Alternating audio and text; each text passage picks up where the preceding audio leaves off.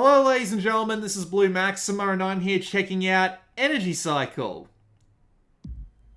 This is a somewhat odd puzzle game. It'll be out on the 7th of the month, so you won't have too much longer to get a hold of it if you want to get a hold of it.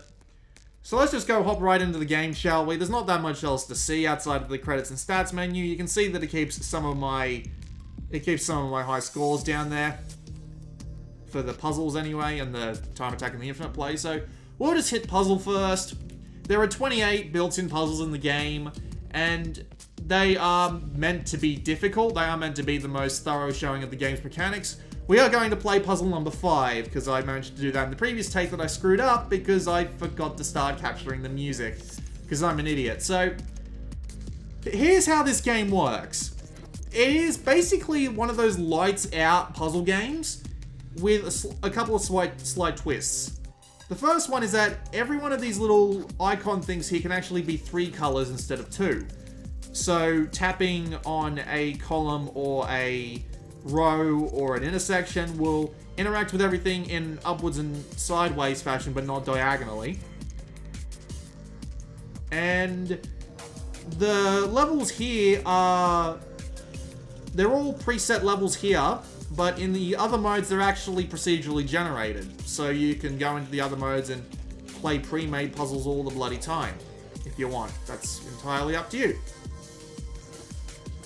And that's basically it for the twists. I mean, that is really it. This is this game in a nutshell. You tap around on things and you try and solve the puzzles. I forgot how bad I was at puzzle games before I actually decided to go and get this one, so yeah, if you're wondering what the hell I'm doing, I don't really know either. The game does have a bit of a method to its madness if you pay attention to it, but this is me we're talking about. I wouldn't be able to pick a bloody pattern out in a Where's Waldo book where nobody's there but Waldo. I don't even know what the fuck that means. So it really is a simple puzzle game though. Controls are really simple. Just use the touchscreen. You can use the D-pad and the X button to mark these as well, so you don't have to be playing with the touchscreen on all the time. If you hit start, you can turn off the music and the sound effects, which is something I did pretty much right away, because that's what I usually do with these sorts of puzzle games, but I mean, the auditory choices are a little weird in this game as well, so you never know. So if we turn that mode on there in the menu, which is on the square button, I don't really know what this mode does. I don't know if it's some kind of colorblind mode or if it's just some weird technical thing that they're screwing around with. Most of these colors are no different to me whatsoever, so it weirds me out a little bit. Does it say anything about it in the manual? I never actually checked the manual, but I'm willing to bet there's nothing here.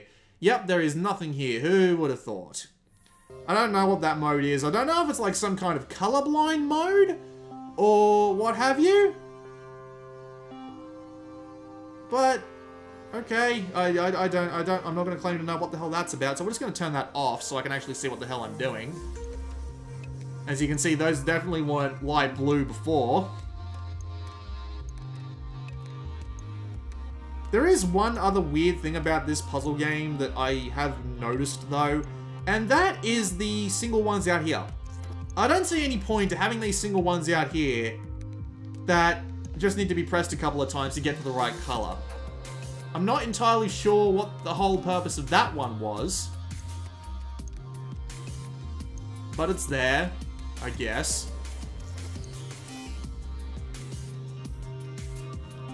Okay, I got it. So it'll tell me how many clicks it took to get the entire level done, which is okay. It doesn't actually give you a sort of like pass score or time limit in this main puzzle mode, which is a little odd to me. You would think they would do that. That's usually a thing that comes in every puzzle game, so I'm not entirely sure why it's here, since it usually encourages you to do your best and repeat the puzzle multiple times, really get your head around the game's mechanics. I don't know why that's a thing. I really don't, but apparently that's a thing. So let's go check out time attack mode. Time attack mode is pretty simple. As I said before, these puzzles are procedurally generated, so you can play them forever if you really feel like it. But it does end up having a lot of these weird ones out here that just by themselves and just need to be tapped a couple of times. In this mode, it's called time attack, so you can see that there's a clock up in the top left there. You get bonus time every time you solve a puzzle successfully, and obviously you try and get as far as you possibly can, and it gets slightly harder as you move on. But of course, the puzzles are procedurally generated, so sometimes you'll run into some really strange issues, like the game will actually bring in a puzzle that's already solved, and then it'll just immediately pop back out to the next level, just out of nowhere. It's a little odd. I'm not entirely sure why he decided to go about it like that, but he did. It's okay. I was expecting the puzzles to be a bit harder in the time attack mode, but no, it's actually surprisingly simple, at least early on. It will probably add, like, more things later on and get harder, because they do require you to get to, like, level 30 of the time attack to get the platinum trophy. So that's a thing that exists. I'm surprised this game got a platinum trophy when some other games have trouble getting platinum trophies. It's a little odd, but whatever, I'll take it. So that was 10 levels of the time attack. It went surprisingly easy on me that time. I'm not entirely sure why. So let's go check out the infinite play mode, because why the hell not? But yeah, as you can see, oh, well, that's not even very hard. Just all those diagonals just kind of threw me for a bit. So let's just go back home. Unfortunately, you do have to do those 30 levels in one sitting. And you also have to get 50 levels into the infinite play mode in one sitting to get the platinum trophy as well. And it's not as hard either. Like, look at that. That is a stupidly easy puzzle.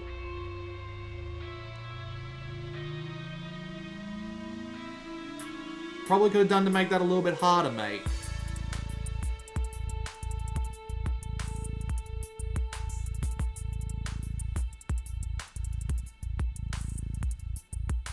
But yeah, that's basically it.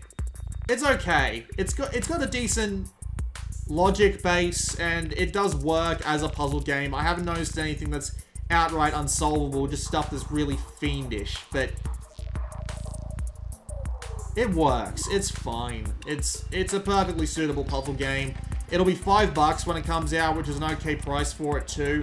I'm not going to tell you outright to go and get the game immediately, unless you're a real puzzle fan, of course, but still, it's alright. You're not going to get much of an argument from me if you like this sort of puzzle.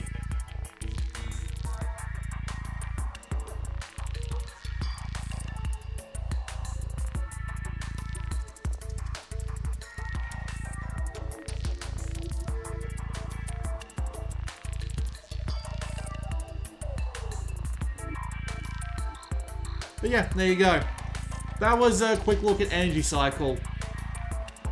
It's not bad, really. It's just lightweight. It's a lightweight puzzle game. It won't cost you that much, and if you're looking for this sort of puzzle, it'll do the trick. Although I'd probably turn off the music and stuff as you go in. So yeah, there you go. This has been Blue Maxima, and I will see you all next time.